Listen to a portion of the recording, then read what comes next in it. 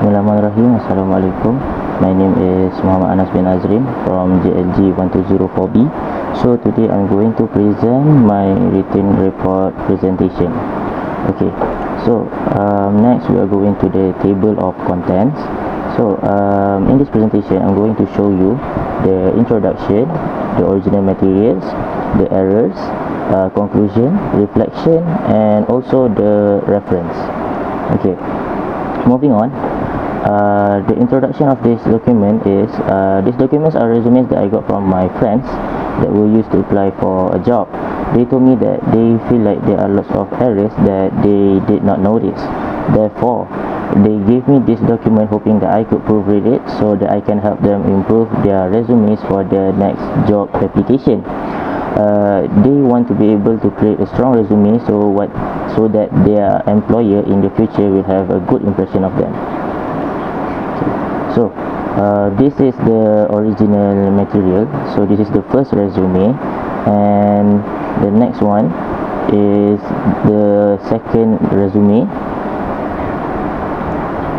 Okay, so without further ado, let's dive into the errors that were found in the resumes from each categories.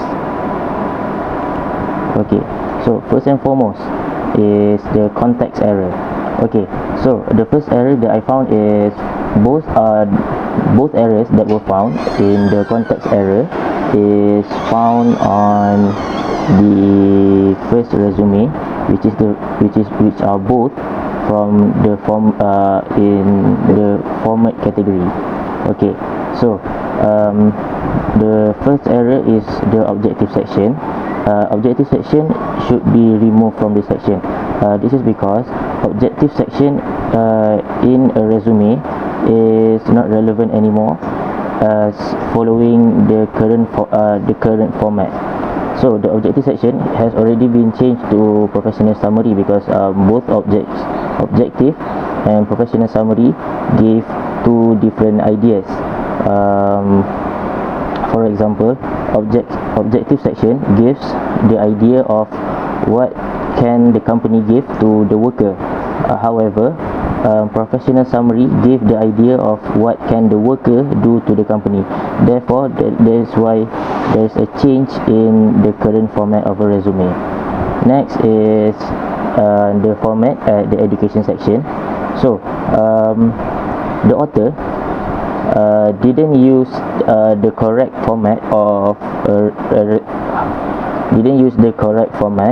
in a resume, which is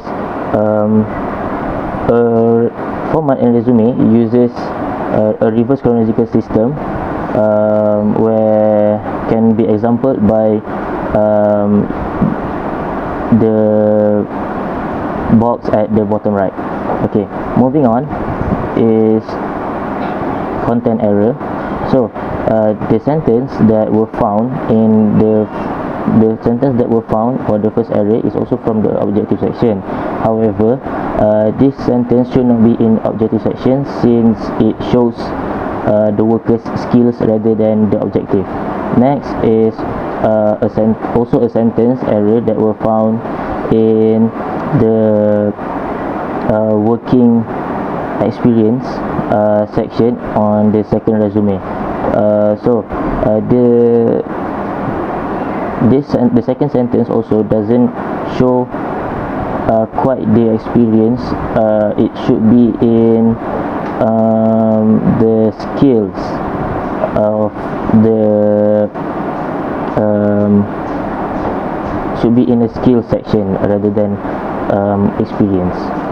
Next is language error. So the first error that were found were a noun error. The word that are wrong there is sales target.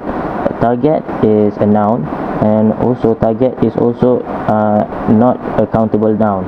Therefore, the suffix s should not be added to the word target. Okay, next is word choice. So the author coded safety usage, which is not suitable for that sentence. The word should be changed to safe usage. This is because if the author uses safe usage, the message that wanted to be message that the author wanted to give gets more clearer to the reader. Okay, last but not least is mechanics of writing. The first error is capitalization. As you can see, the author puts his name all in capital letters.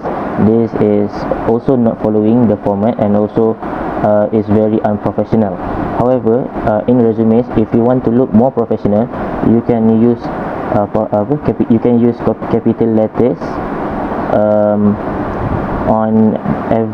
in every initial of your name, like the box on the left box below.